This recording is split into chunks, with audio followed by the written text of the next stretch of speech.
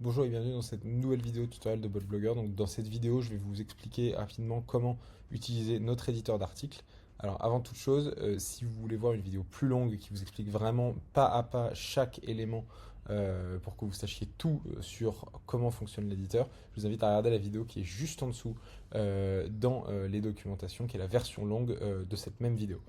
Donc déjà, on va passer direct au vif du sujet. Donc pour créer un article, logiquement, vous allez dans article de blog. Et ensuite, vous allez pouvoir cliquer ici pour créer un nouvel article de blog. Donc déjà, quelques petites choses, quelques petites précisions sur les jetons. Vous avez donc dans votre abonnement deux types de jetons qui vous sont donnés chaque mois. Les jetons d'articles et les jetons d'analyse SEO. Alors d'un côté, vous avez les jetons d'articles qui sont des jetons qui expirent à la fin de chaque mois et qui du coup vont être redémarrés au nombre de votre abonnement. Par exemple, dans l'abonnement standard, vous avez 20 jetons d'articles par mois.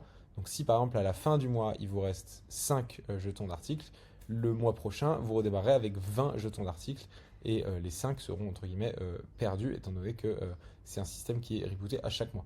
A l'inverse, les jetons d'analyse SEO sont eux non expirables, c'est-à-dire que si par exemple, encore une fois, vous êtes dans le plan de base et vous avez 10 analyses SEO par mois et qu'il vous en reste 5 à la fin du mois, ça va se cumuler et donc vous allez recevoir 10 analyses au mois suivant, plus les 5 d'avant et donc vous aurez vos 15 analyses restantes. Bon, maintenant que ça c'est dit, on va du coup pouvoir vous montrer comment créer un article. Alors déjà, quand vous créez un nouvel article, vous allez voir que vous allez tout de suite arriver sur un menu qui est comme ceci. On va vous dire que vous avez un token, donc un jeton d'article qui a été utilisé. Vous allez arriver sur cet onglet. Donc ici, vous allez pouvoir choisir donc le style d'écriture et l'identité de marque. Et ensuite également le sujet de l'article, donc qui va être un sujet, donc une version un peu longue pour expliquer en quoi consiste l'article, et la requête SEO cible, donc concrètement la recherche Google sur laquelle vous voulez vous placer. Donc vous allez remplir ces deux éléments et ensuite je vous invite à lancer l'analyse qui va utiliser cette fois un jeton d'analyse SEO et qui va du coup faire une analyse complète de vos concurrents. Pour que je puisse plus rapidement vous montrer les différentes fonctionnalités, j'ai basculé du coup sur un article qui était l'article qu'on a fait dans la version longue pour juste passer en revue tous les différents éléments. Donc comme je vous le disais, vous avez le sujet d'article qui est écrit ici, la requête SEO, on a lancé l'analyse et donc l'analyse va donc nous ajouter un onglet compétition ici qui sera présent dans toutes les différentes zones du même style dans l'éditeur qui va donner du coup différents insights selon là où vous êtes sur tous vos concurrents et qui va du coup vous aider à rédiger. Donc en dessous, une fois que vous aurez fait toutes ces étapes-là, vous allez arriver au plan. Et ici, vous allez avoir plusieurs options pour générer votre plan, soit des options manuelles comme ceci, vous pourrez choisir la taille, soit une option intelligente qui est l'option que je vous recommande, qui va permettre concrètement à l'IA de choisir un nombre de mots et réaliser un plan à partir des contenus des concurrents qui auront été analysés via l'analyse SEO précédemment lancée. Donc vous allez pouvoir faire ça. Et ensuite, vous aurez du coup votre analyse et votre nombre de mots que vous pourrez modifier si besoin. Pas votre analyse, mais votre plan d'article. Et ensuite, vous pourrez éventuellement générer une deuxième version en cliquant ici. Ensuite, vous appuyez là-dessus et ça va vous instancier tout votre éditeur avec votre plan et vous serez donc prêt à commencer à rédiger. Donc, ensuite, quand vous aurez fait ça, vous pourrez rédiger soit directement avec les différentes fonctions qu'on a ici, que je vais vous montrer dans quelques secondes, ou commencer par générer du coup un slug d'URL, encore une fois en utilisant les informations sur les concurrents et les analyses précises SEO qu'on vous donne juste à droite pour créer donc votre slug d'URL. Et pareil pour du coup votre titre H1 qui sera du coup le titre de votre page. Donc une fois que vous avez fait ces deux étapes-là, soit en le générant avec de l'IA, soit en l'écrivant, soit en faisant tout simplement un mix des deux, vous allez pouvoir passer vraiment à la rédaction. Et donc là, vous avez différentes options. Déjà l'option ici de créer une introduction que vous allez pouvoir générer ici, en choisissant si vous la voulez courte, moyenne ou longue, et l'IA va automatiquement vous le générer.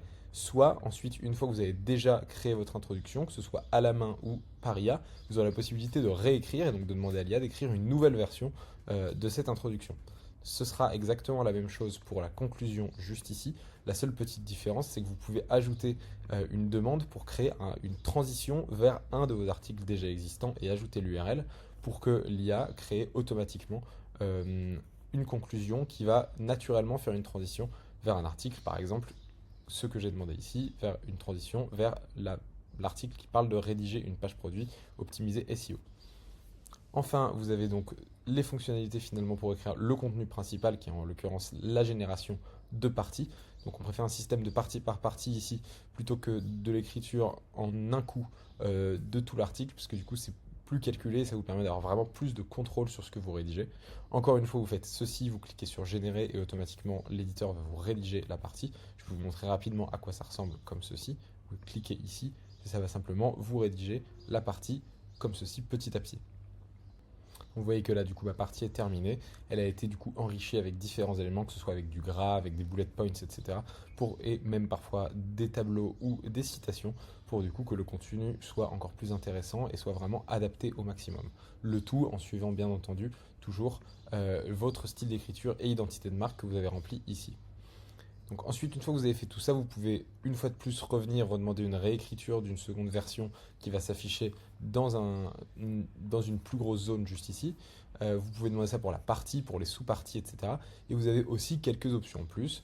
Par exemple, vous pouvez aller à la ligne juste ici et demander quelque chose de personnalisé à l'IA. Par exemple, créer un tableau des meilleurs outils SEO, que je ne vais pas faire ici car ce n'est pas vraiment le sujet de la partie, mais quelque chose que vous pouvez faire, ou typiquement demander une liste, demander quelque chose d'autre, peu importe.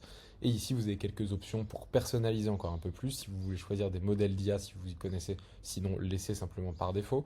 Inclure les variables de génération ou non pour donner votre style d'écriture et les infos entreprises à l'IA ou non, et inclure du contexte simplement pour que l'IA sache à peu près où elle en est dans votre article pour mieux rédiger. Ensuite, une fois que tout ça est fait, vous allez du coup passer à la partie optimisation sémantique. Donc là, dans ce cas-là, vous allez arriver juste ici. Vous aurez une série de propositions qui sont ici, avec un système Your Text Guru qui va vous afficher toutes les options, vous dire le nombre d'occurrences de chacun des mots principaux, etc. Comment les optimiser et toutes ces choses-là. Je vous laisserai de toute façon regarder directement quand vous l'utiliserez. Vous avez également des suggestions de mots-clés supplémentaires pratiquement à l'infini et des questions suggérées que vous pouvez demander qui sont les People Also Ask de Google. Ensuite, vous avez également la partie analyse qui est le maillage interne et le maillage externe juste ici. Vous pouvez voir en direct un tableau qui analyse tous les liens de votre page et éventuellement les comparer avec les liens de page de vos concurrents. Et par la suite, il y aura également un système qui vous permettra permettre à l'IA d'automatiquement vous créer des liens, que ce soit des liens externes ou des liens internes optimisés tout au long de vos contenus, mais cette fonctionnalité n'est pas encore disponible dans la version actuelle.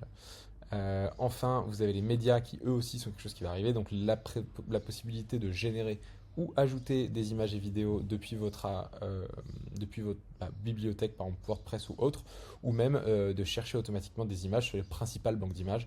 Tout ça, c'est des choses qui vont être ajoutées par la suite et qui vous permettront de rédiger encore mieux vos articles et encore plus rapidement.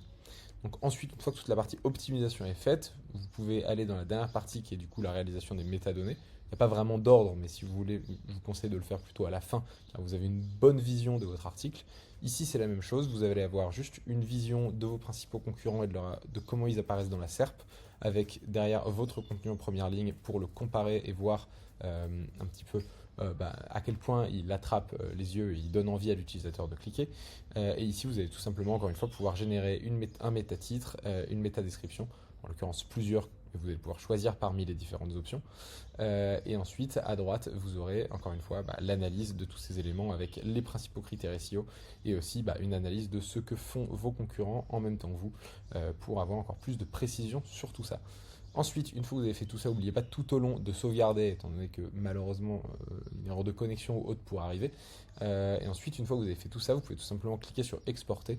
Et là, vous avez différentes options d'export. Donc l'export automatique en un clic vers le CMS, si jamais c'est quelque chose que vous avez intégré. Et de toute façon, c'est ce qu'on a expliqué dans la vidéo précédente. Exporter vers un CMS manuellement si par exemple vous n'avez pas le CMS qui correspond au CMS qu'on a mis, ou alors si vous avez juste besoin d'un peu plus de personnalisation, la possibilité d'exporter au format HTML et exporter en docs, donc dans un fichier docs. Vous avez ensuite une dernière option ici, qui est la possibilité lors de l'export d'ajouter une table des matières automatique, qui est comme vous le voyez quelque chose qui va ajouter automatiquement une table des matières sous forme de liste avec donc des liens hypertextes qui vont renvoyer lorsque vous cliquerez dessus vers les parties juste en dessous. Voilà, donc ce sera tout pour ce tutoriel. J'espère qu'il vous aura été utile. Si vous avez besoin de plus de précision, encore une fois, n'hésitez pas à aller voir le tutoriel plus long juste en dessous. En tout cas, merci beaucoup. On espère que l'outil vous servira. À très bientôt sur la communauté WhatsApp.